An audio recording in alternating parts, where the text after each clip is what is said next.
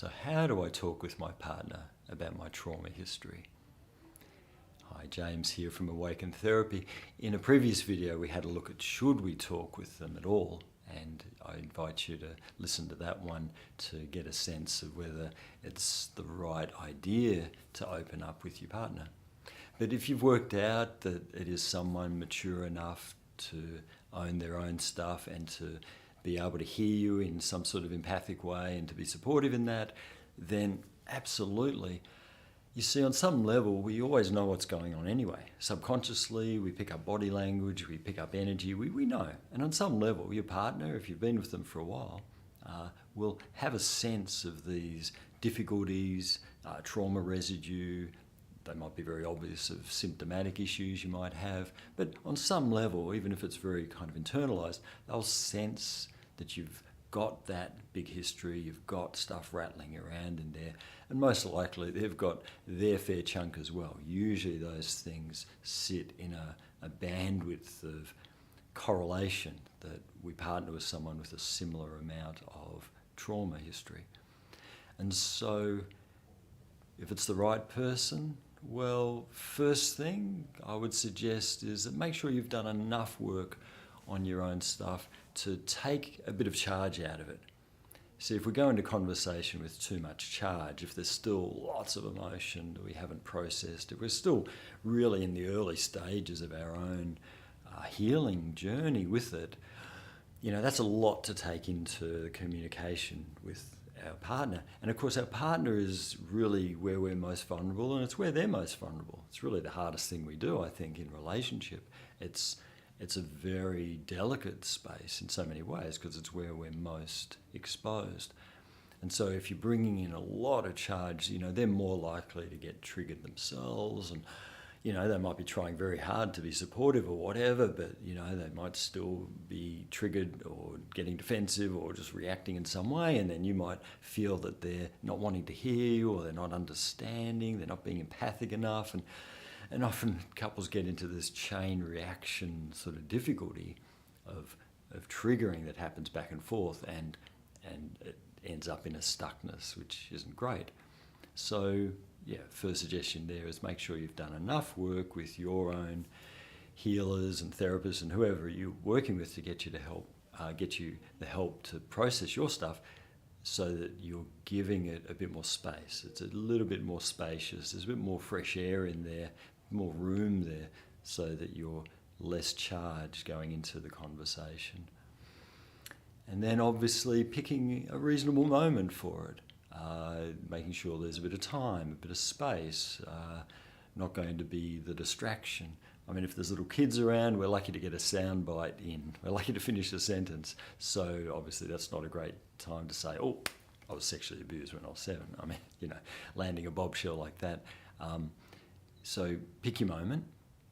And if you're dealing with a male, well, the way men talk is often better in parallel. Often with men, it's better to be moving or doing something or going for a walk. That can be a very helpful thing because the male brain works differently. We tend to process stuff better if we're moving or doing something than sitting there in that intense kind of face-to-face way. That tends to create a sort of mutism in the male brain. So picking your moment, sharing it gently. It takes courage to do this, of course, and you'll be testing the waters. And oh my God, am I going to be rejected? Am I going to be judged? Am I going to be abandoned? All the things we tend to do to ourselves, by the way, and was probably done to us back when. So you find your courage and be gentle, and of course pace it, but you've already worked out it's someone who is more mature, someone who does have capacity for self-reflection and self-responsibility. So remember, they do love you, they care about you. And so as you share these things, you might say, look, something difficult I want to share you, and it's not about you, reassure them that, they haven't done something wrong, just something, I want you to know about this. And just see how you go. Oh, look, I'm aware of some stuff that happened to me when I was little, and I'm really realizing how much impact it's had and the damage it's caused and the issues that's led to, and I want you to know about this. And if you're speaking from that ownership, you've picked your moment, you've reassured them that it's not them, they haven't done something wrong, they're not in trouble. What do you mean? You're not immediately provoking a defensive reaction. You're saying, I just need to share something with you about my life, stuff that I'm working through. What I find is, instead of people getting defensive, a loving partner will tend to lean in and be more supportive. And so you're presenting in a way that's inviting that. You're being vulnerable enough with it. And you've healed enough through your fear and anger and guilt and everything that you can hold space within yourself adequately. So you're letting them, you're actually allowing them to hear you because you've been hearing yourself first. So you're already a bit of a way along the healing journey to get to this point of, okay, now I'm ready to share this more openly with people close to me. You might warm up with a close friend or another relative who's really mature and supportive before you actually go right into the crucible of the marriage, the relationship. But when you do, you're speaking from that ownership. You're speaking from, I'm noticing, I'm learning, I realise that, this happened to me when. And you allow your partner to go through their process. They'll be angry for you. I'm so angry that was done to you, that person did that to you. They'll go through their grief. They'll go through their sadness for what you went through. They might even feel shame, guilt somehow. It can trigger all these things. And you allow for that.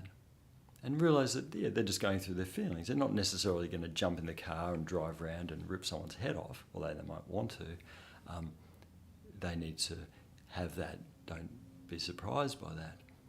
But if you allow yourself your process and you allow them their process, really what you're doing is you're allowing your beloved to get to know you on a deeper level. And this is truth. Everyone's got baggage. It's the light and dark of being human. It's not bad per se.